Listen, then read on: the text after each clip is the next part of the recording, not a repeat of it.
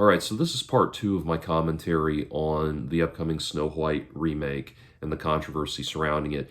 Uh, the all of the other comments I had on the film were contained in the first segment, but this gets into one specific area that I want to speak about, and one specific area that I think can reasonably be a video on its own, and something that matters to me to such a degree that I didn't want it to just be a quick comment at the very end of an already long video.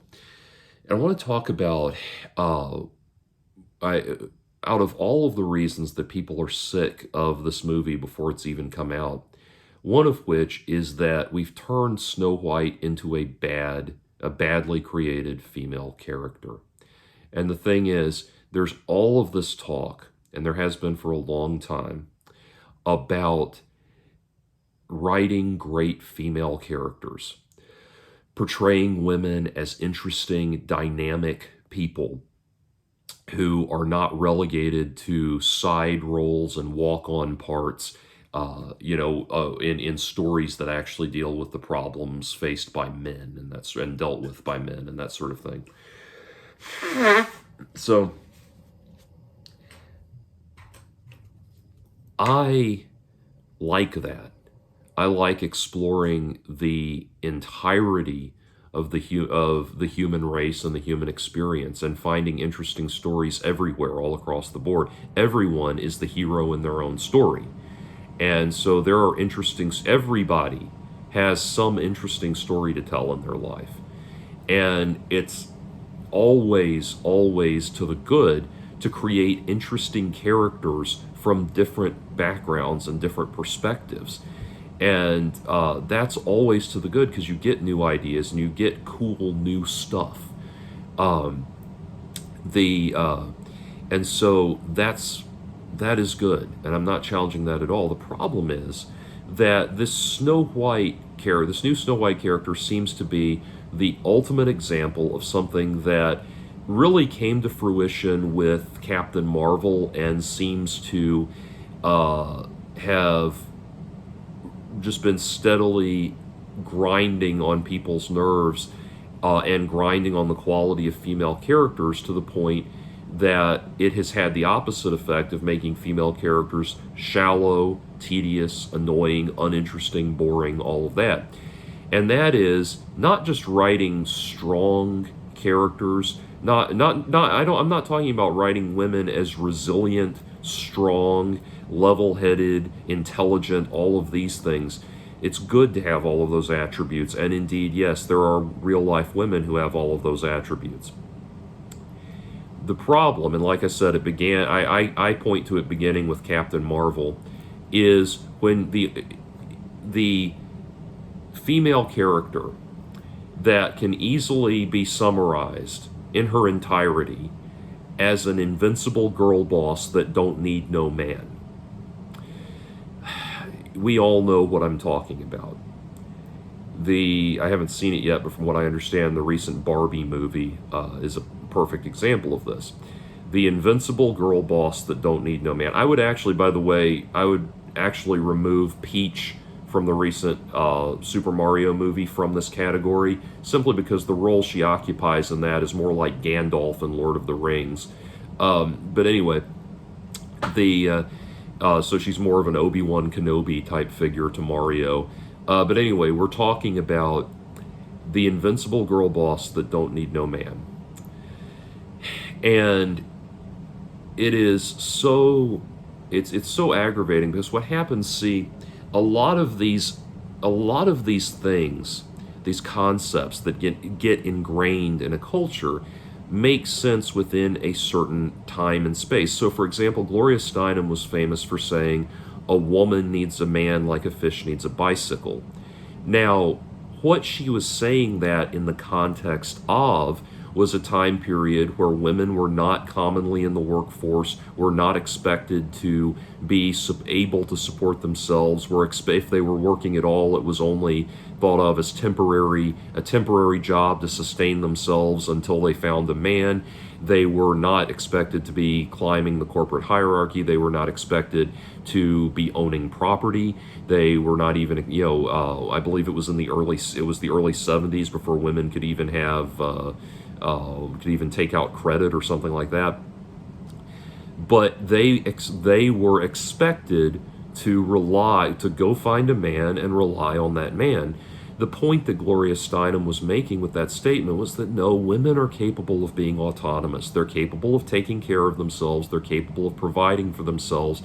The world does not need to be built and structured around setting up a world where women have no choice, no recourse but to go get married. That is something I agree with.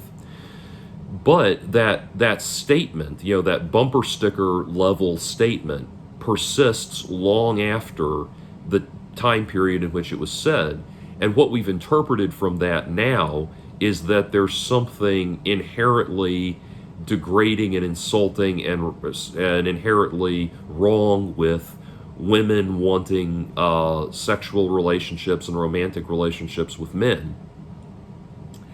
And in reality, while it is true that people can live and survive without romantic pairings, most women probably would enjoy romantic involvement with men. And what's so amazing is the idea saying that now feels like I'm saying some sort of forbidden, far right-wing, radical reactionary statement, but it's not. Most women are straight. Straight people want relationships with the opposite sex. Most women probably would want a relationship with a man. And that's not to say that their lives are destined to be filled with washing dishes and serial pregnancy and all of that. And so what happens is, because these ideas start mutating, much like the kid in Akira, what happens is we get to the point of the invincible girl boss that don't need no man.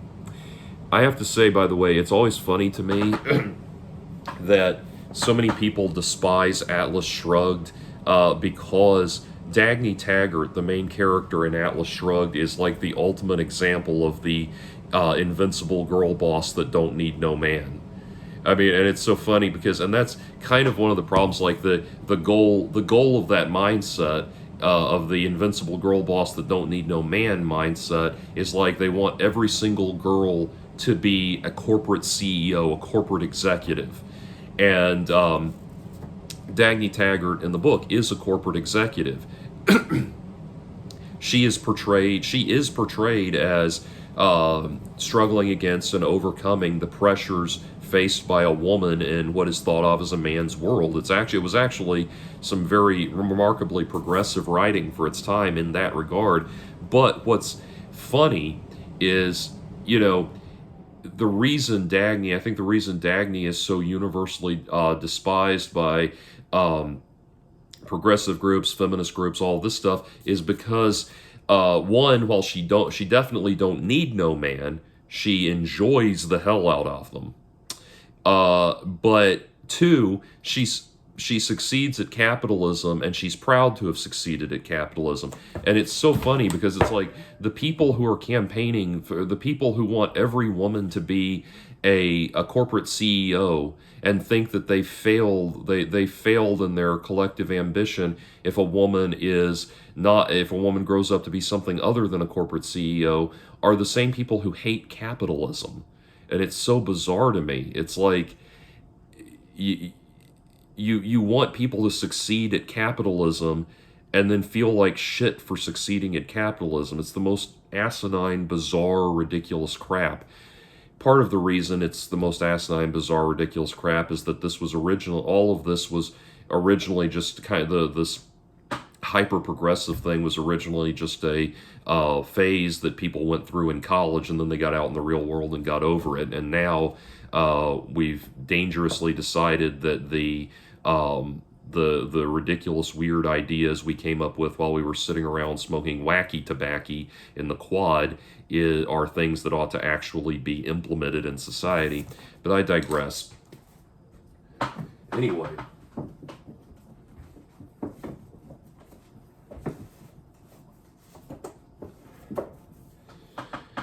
And that shelf, by the way, goes Harlan Ellison, C.S. Lewis, Douglas Adams, Philip K. Dick, Ayn Rand. If that doesn't point to a diversity of thought in my interests, I don't know what does.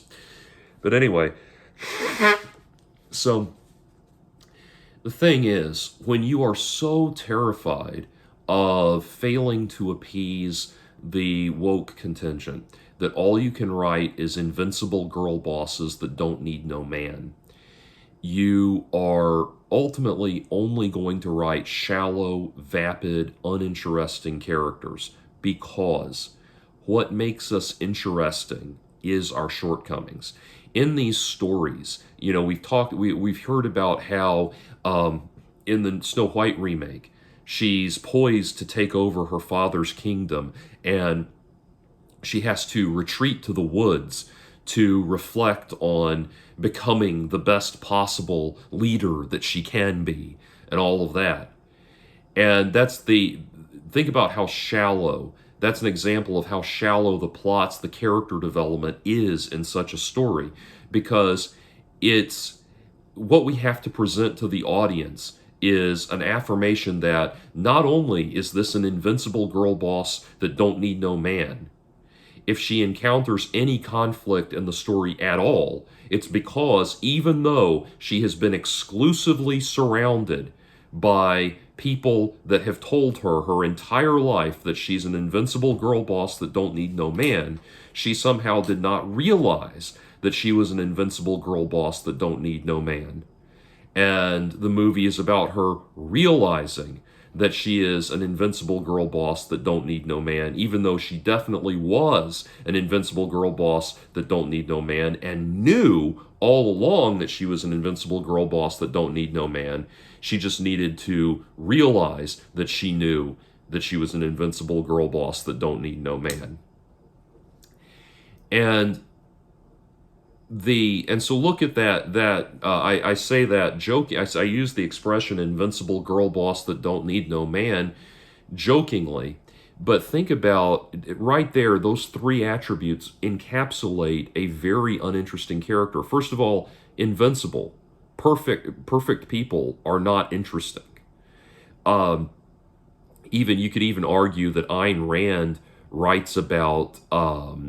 Writes about characters that are, these beacons of perfection and things like that, and in a way she does, but there is still there is still dynamic conflict within how they relate to people and how they interact with people.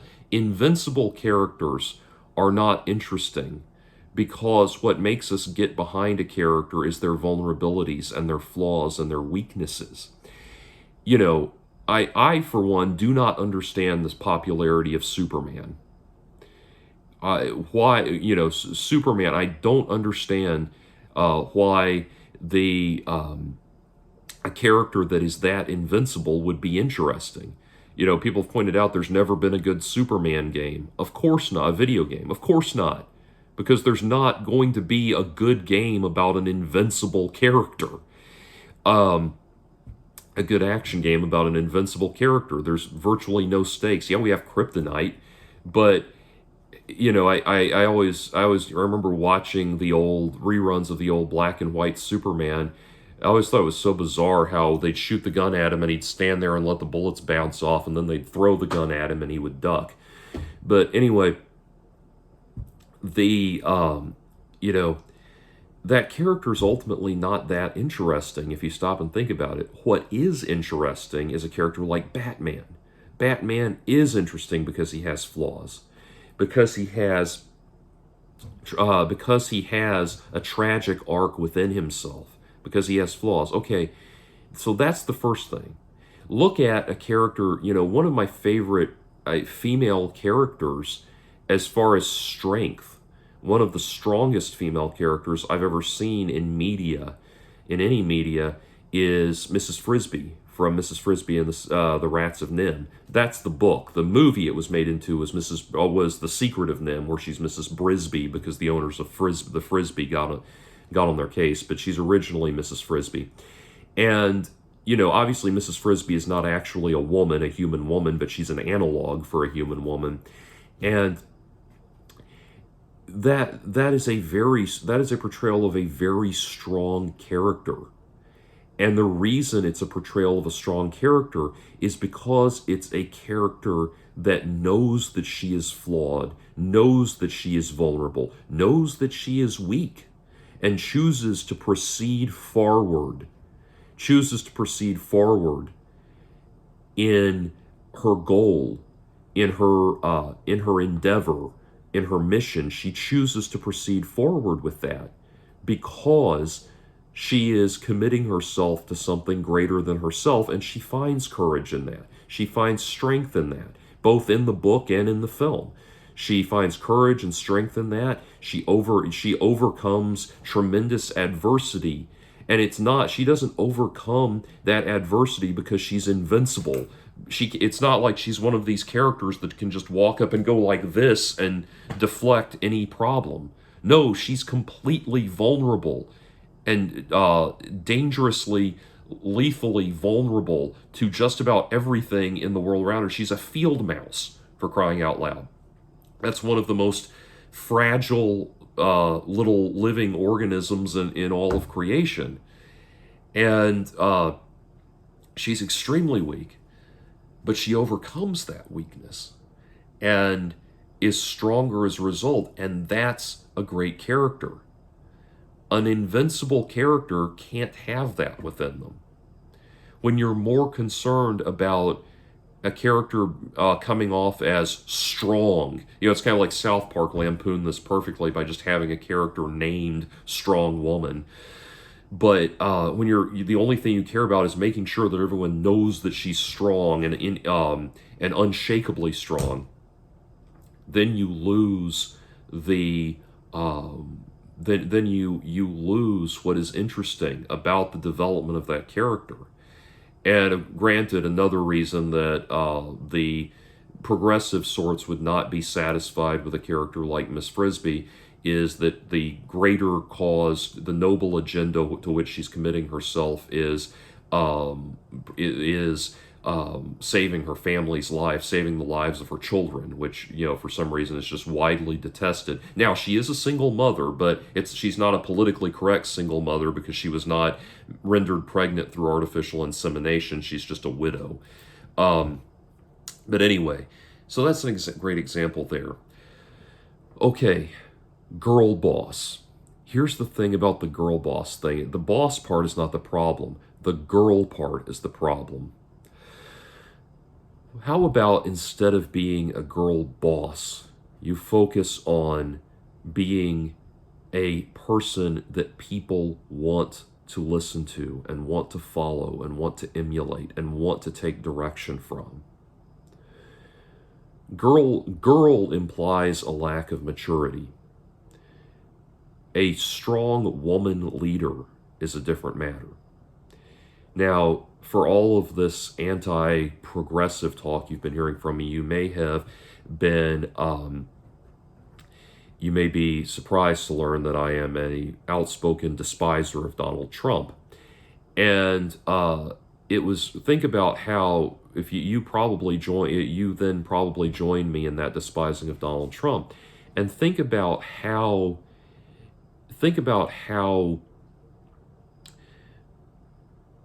odd it looked. Is it Angela Merkel who's the Prime Minister of Germany? But how odd it looked seeing her sit next to Donald Trump. As somebody said, it's so weird to see the leader of the free world speaking with Donald Trump. And that was pretty much it. Like, at some kind of summit they were having, the first ever summit that he had with her or something like that, he looked ridiculous next to her because she's such a better quality of human being than he is. Girl boss implies a child kicking a door open. A woman leader is a different thing. It reflects maturity, it reflects growth, it reflects development.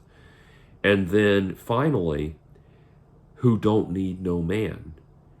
As I said before, we've got, as I said in the previous video, we've gotten to this point where female autonomy is such a sacred concept that there's now something inherently verboten about heterosexual love. Like I said, I haven't seen the Barbie movie yet, but I've seen a lot of commentary on it, and I've read the summaries of it and everything, so I know what happens. And I know that it ends with her breaking up with Ken and all of that. And I'm sorry, but there's just something sad and empty and depressing about that. And it would be one thing if she left Ken for a man that's actually a quality human being, but no, it's literally leaving Ken for the sake of loneliness and solitude. And all three of those attributes, an invincible girl boss that don't need no man, are not a recipe for a good quality character.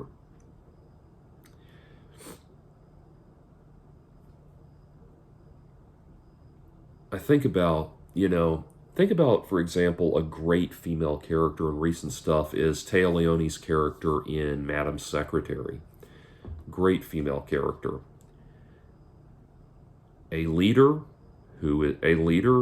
a powerful person who still has realistic flaws, and somebody who is capable of balancing her duties as a high-ranking, influential person in the most powerful government in the world, being the Secretary of State, is able to balance those extraordinary duties and her accomplishments with her genuine love and affection for her family and for her husband.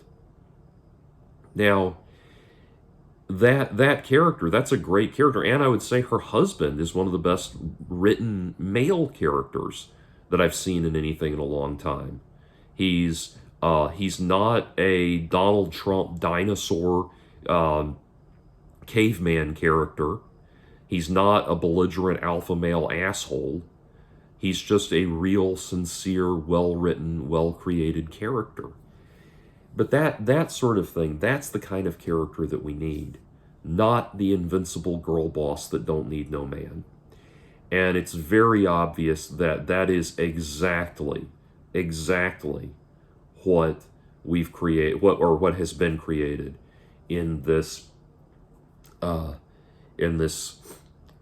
ridiculous bastardization of a classic fairy tale. So anyway, those are my thoughts on the new upcoming Snow White remake.